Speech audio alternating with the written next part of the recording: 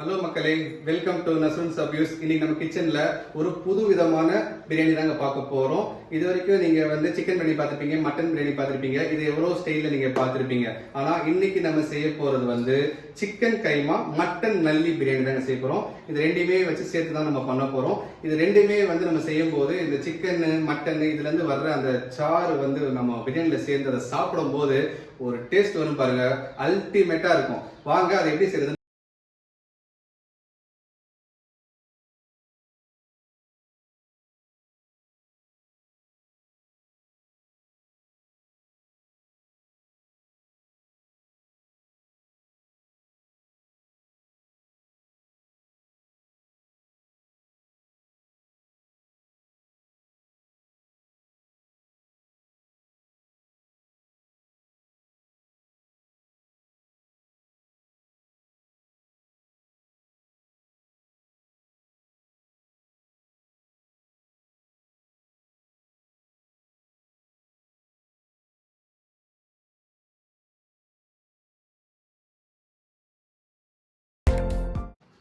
ஒரு படி பிரியாணி செய்ய போறோம். ஒரு படினா நம்ம சொன்ன மாதிரி 1.25 கிலோ. ஒரு படினா 1.25 கிலோ.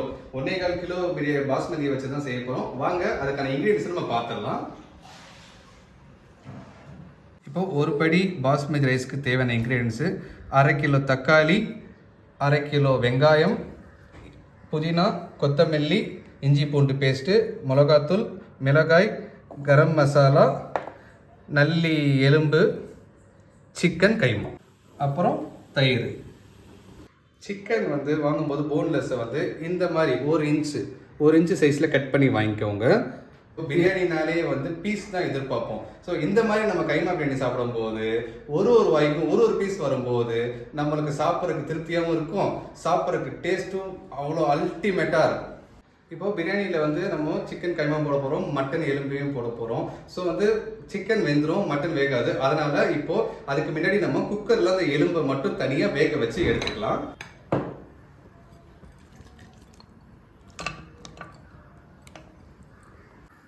கொஞ்சம் தண்ணியை மிக்ஸ் பண்ணிக்கலாம். ரொம்ப வேணாம், ஓரளவு கொஞ்சம் சேர்த்துக்கிட்டா போதும். கையோட அப்படியே உப்பு சேர்த்துக்கலாம், கொஞ்சமாக சேர்த்துக்கலாம். கொஞ்சம் இஞ்சி பூண்டு பேஸ்ட் சேர்த்துக்கலாம். அதை எல்லாத்தையும் போட்டு மிக்ஸ் பண்ணிவிட்டு ஒரு 5 விசில் வர்ற வரைக்கும் நம்ம வெயிட் பண்ணலாம். இப்போது எலும்பை தனியாக வேக வச்சாச்சு. எப்பயுமே சிம்மில் வச்சு வேக வச்சுக்கோங்க. நம்ம பிரியாணி செய்ய ஆரம்பிக்கலாம்.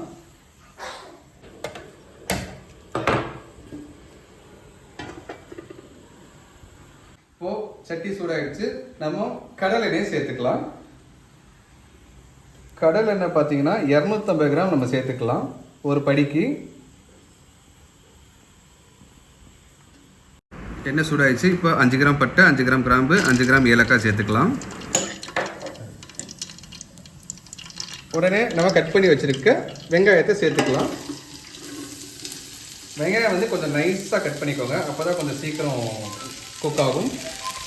வெங்காயம் போட்டவுடனே கொஞ்சம் உப்பு நம்ம சேர்த்துக்கலாம். இப்பயும் நம்ம சொல்கிற மாதிரி தான், உப்பு இந்த டைமில் நம்ம சேர்த்தோம் அப்படின்னா சீக்கிரமாக அந்த கோல்டன் கலர் மாறும். நம்மளுக்கும் வேலை கொஞ்சம் ஈஸியாக முடியும்.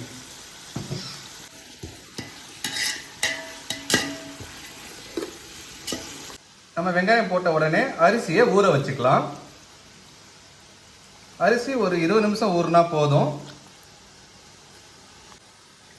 அதெல்லாம் வேண்டாம், மிக்ஸ் பண்ணுறது. நம்ம உப்பு போட்டு சேர்த்துட்டோம். இப்போது வெங்காயம் வதங்கட்டும். இதை தட்டு போட்டு மூடி வச்சிடலாம். இப்போ அதே டைமில் நம்ம மட்டன் எலும்பும் வெந்து வந்துடுச்சு, இறக்கி வச்சுக்கலாம். இப்போது இந்த டைமில் அரிசியை வடிச்சு எடுக்கிறதுக்கான தண்ணியை தனியாக நம்ம சூடு பண்ணி எடுத்துக்கலாம்.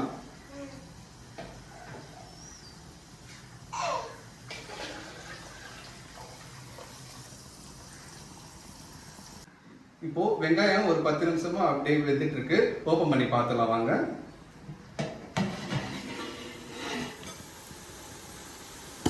இந்த மாதிரி இந்த கலர்ல, இந்த அளவுக்கு கோல்டன் கலர்ல ஆகிற வரைக்கும் நம்ம வேக வச்சுக்கலாம். இந்த டைம்ல ஒரு 20 கிராம் காஷ்மீரி மிளகாத்தூள் சேர்த்துக்கலாம்.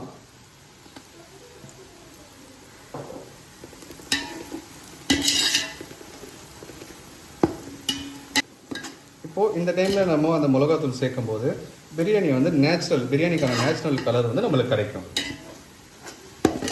இப்போது மிளகாத்தூள் சேர்த்த உடனே கொத்தமல்லி, நம்ம கொத்தமல்லி சொன்ன மாதிரி தான் அளவு பார்த்தீங்கன்னா ஒரு கிலோவுக்கு இந்த மாதிரி ஒரு கை அளவுக்கு போடலாம். இப்போ நம்ம இருக்கிறது 1.25 ஒரு படி, அதனால் அந்த 1/4 கிலோவுக்கு மட்டும் இந்த அளவுக்கு நம்ம சேர்த்துக்கலாம். உடனே புதினாவும் அதே ரேஷியோவில் போட்டுக்கோங்க. 1 கிலோவுக்கு இது, அந்த 1/4 கிலோவுக்கு இது போட்டு எல்லாத்தையும் போட்டு ஒரு நல்லா மிக்ஸ் பண்ணிக்குவோம். இப்போது இந்த டைமில் பச்சை மிளகா பார்த்தீங்கன்னா ஒரு 6 பீஸ் இந்த சைஸில் சேர்த்துக்கலாம். கீராமல் அப்படியே முழுசாக சேர்த்துக்கலாம். உடனே தக்காளியும் ஆட் பண்ணிக்கலாம்.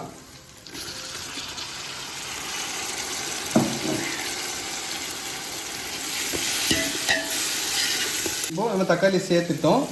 ஆனால் இன்னும் வந்து தயிர் இஞ்சி பூண்டு பேஸ்ட்டு சேர்க்கலை.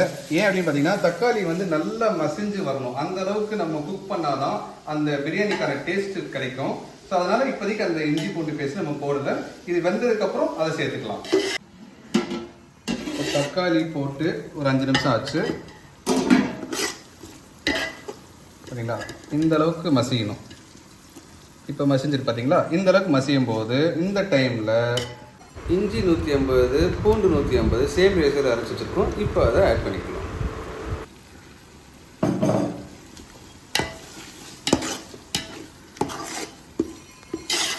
இப்போது இந்த டைமில் நம்ம தயிரை ஆட் பண்ணிக்கலாம். தயிர் எவ்வளோன்னு பார்த்தீங்கன்னா ஒரு 1/4 லிட்டர் சேர்த்துக்கலாம்.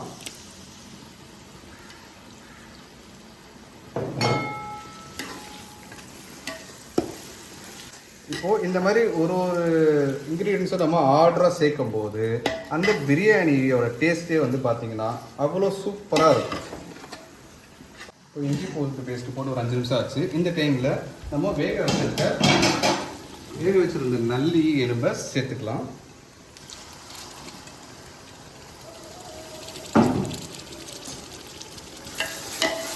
இந்த டைமில் நல்லியை நம்ம சேர்த்தோம் அப்படின்னா அது இன்னும் மசாலாவோட அந்த நல்லி சேர்ந்து கொஞ்சம் நேரம் ஃப்ரை ஆகும்போது அதோட டேஸ்ட் வந்து இன்னும் அந்த ஃப்ளேவர் வந்து மிக்ஸ் ஆகி நல்லா வரும். தண்ணி பார்த்திங்கன்னா நம்ம உலக்கி வச்சுருக்கோம் தண்ணி. அந்த தண்ணியிலேருந்து ஒரு 800 ml மட்டும் எடுத்து இதில் சேர்த்துக்கலாம் மசாலாவில்.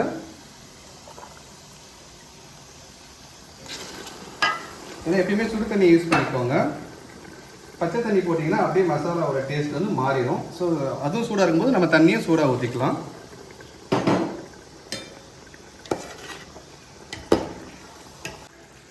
இப்போது அந்த தண்ணியை நம்ம சேர்த்ததுக்கப்புறம் நம்ம சிக்கனை சேர்த்துக்கலாம். சிக்கன் கைமா ஏன் இப்போ ஆட் பண்ணுறோம் அப்படின்னா இது வந்து ரொம்ப போன்லெஸ்ஸாக இருக்குது. ஸோ சீக்கிரம் வெந்து வந்துடும். அதனால் ஃபைனலில் அரிசி சேர்க்குறதுக்கு ஒரு 5 நிமிஷத்துக்கு முன்னாடி கறியை வந்து மசாலா சேர்த்துக்கலாம். இப்போ கறி சேர்த்தாச்சு. இது வந்து ரொம்ப குட்டி குட்டியாக நம்ம கட் பண்ணியிருக்கோம். கைமான்றனால கொஞ்சம் சீக்கிரம் வெந்து வந்துடும். கறி சேர்த்த உடனே உப்பை நம்ம செக் பண்ணிக்கலாம்.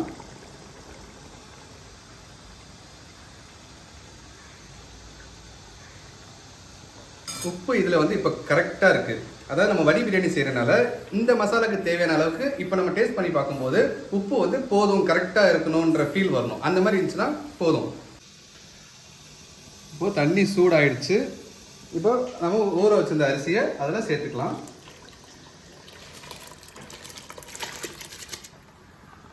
நம்ம புதினா கொத்தமல்லி சேர்த்துக்கலாம்.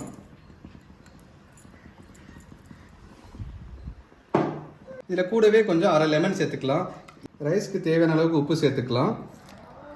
உப்பு சேர்த்ததுக்கப்புறம் டேஸ்ட் பண்ணி பார்க்கும்போது இதுக்கும் கரெக்டாக இருக்கணும், ஈவனாக இருக்கணும். கொஞ்சம் எக்ஸ்ட்ராவும் இருக்கக்கூடாது, கம்மியாக இருக்கக்கூடாது, அந்த மாதிரி இருக்கணும். ஸோ அதை எடுத்து நம்ம இதில் போடும்போது ரெண்டுமே மேட்ச் ஆகிருக்கும். இதில் அப்படியே நம்ம எண்ணெயும் கொஞ்சம் சேர்த்துக்கோங்க.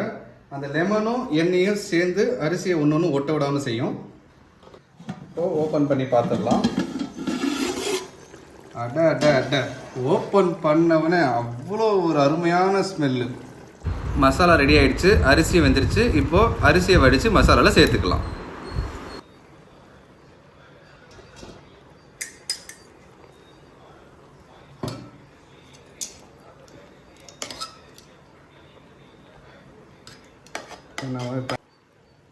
இப்போது எப்பயுமே நம்ம வந்து அந்த சாப்பாடு அரிசியை வடித்த தண்ணி எப்பயும் வச்சுக்கிறது நல்லது. அதை இப்போ நம்ம சேர்த்துக்கலாம். அதை கொஞ்சம் சேர்க்கும் போது அதோட ஃப்ளேவர் நல்லா வரும். அரிசியும் தண்ணியும் இந்த மாதிரி இங்கே பார்த்தீங்கன்னா தெரியும், இந்த மாதிரி லெவலாக இருக்கும்போது நம்ம தட்டை போட்டு ஒரு 20 நிமிஷத்துக்கு தம் வச்சுக்கலாம்.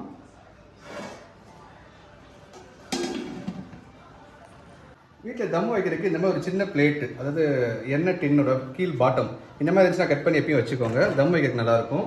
இந்த மாதிரி வைக்கும்போது நம்மளுக்கு அந்த ஹீட்டு வந்து எல்லா பக்கமும் கிடைக்கும். தம் வைக்கும்போது அது ஸ்ப்ரெட் பண்ணி கொடுக்கும். ஸோ அதனால் வீட்டில் இருக்கிற அந்த மாதிரி எண்ணெய் டின்னு இருந்தால் கட் பண்ணி வச்சு யூஸ் பண்ணிக்கோங்க. இப்போ ஒரு 20 நிமிஷம் கழிச்சு நம்ம அதை ஓப்பன் பண்ணி பார்க்கலாம். ஓகே, இப்போது ஒரு 20 நிமிஷம் நம்ம தம் வச்சுருக்கோம். இப்போது ஓப்பன் பண்ணி பார்த்துடலாம்.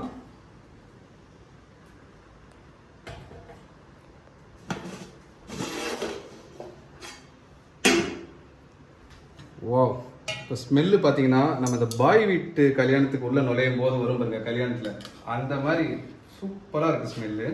அவ்வளோதான், இது மேலே எடுத்து அப்படியே பெரட்டி விட்டுக்கலாம். ஓகே, இப்போது நம்ம எல்லாம் செஞ்சு முடிச்சாச்சு.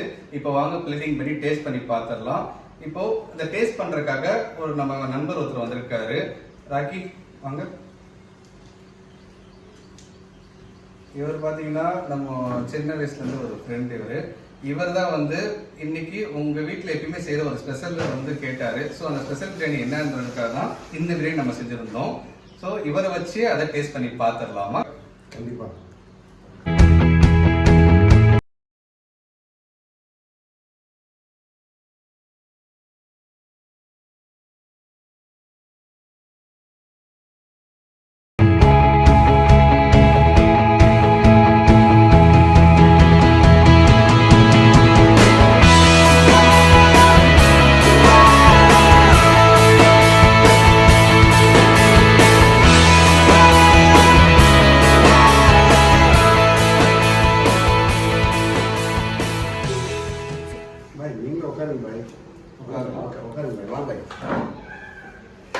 நீங்க ஃபர்ஸ்ட் சாப்பிடுங்க, நீங்க சாப்பிட சொல்லுங்க.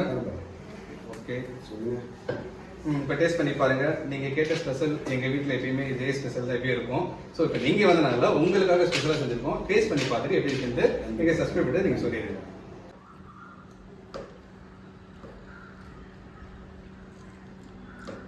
நம்ம சிக்கன் கைமா சூப்பராக இருப்பாய். 65 எப்படி இருக்கு பாருங்க.